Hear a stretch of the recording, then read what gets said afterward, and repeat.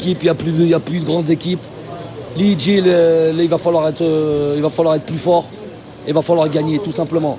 Quand on n'arrive pas, on n'a pas réussi à gagner contre la Guinée équatoriale. On n'a pas réussi à gagner contre le Sierra Leone.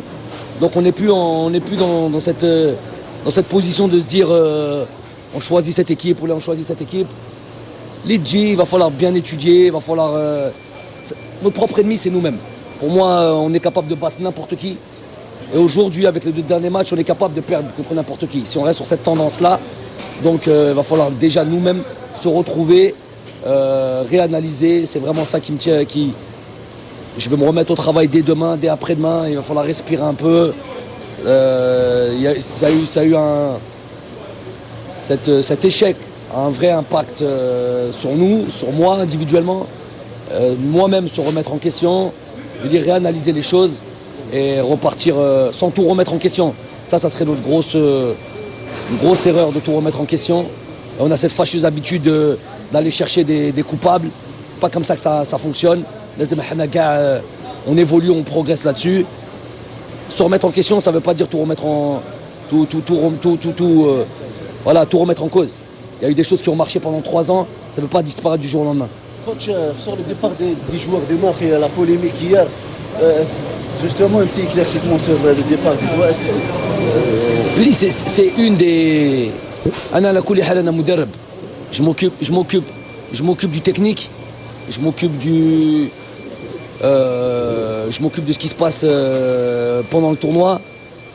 Ensuite, quand vient le tournoi, que ce soit en 2019 ou que ce soit là maintenant, là, ça a été la même chose. Je mets tellement de ma personne dans le travail qui est en rapport avec le terrain et les résultats qu'après la victoire, comme en 2019, ou après l'échec comme maintenant, je ne suis plus là à donner des ordres, rester là, rester...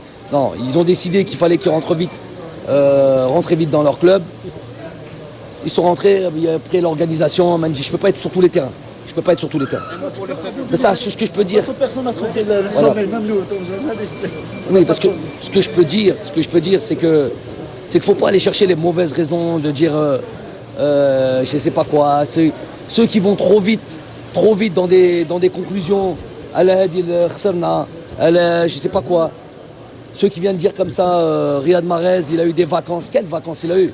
Quelles vacances il a joué? Son dernier match, c'était le premier. C'est le joueur qui a joué le plus. C'est peut-être aujourd'hui, s'il n'a peut-être pas été à son meilleur niveau, c'est plus peut-être parce qu'il a trop joué que plutôt il a eu 2-3 jours. Parce que c'est 2-3 jours. Quand on sera à Alger, je vais vous donner la raison exacte pourquoi il nous a rejoint que le 8. Et vous comprendrez, vous direz que c'est peu compréhensible. Mais c'est quelque chose que je ne pouvais pas dire ici là, au Cameroun. Dernière question. La santé d'Adamounas, le problème de contagion. Non. Par rapport à d'autres qui se sont rétablis. Non, Adamounas, déjà c'est le secret médical. Plus que jamais, le secret médical est important. Riyad Mahrez est concerné par ça.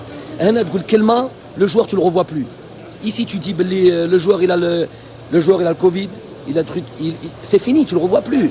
On a vu des joueurs comme Aubameyang, comme Lemina, ils sont repartis. On a vu des joueurs comme Koulibaly qui jouent au 3e match.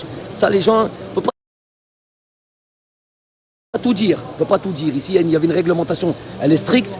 Adamounas, il a été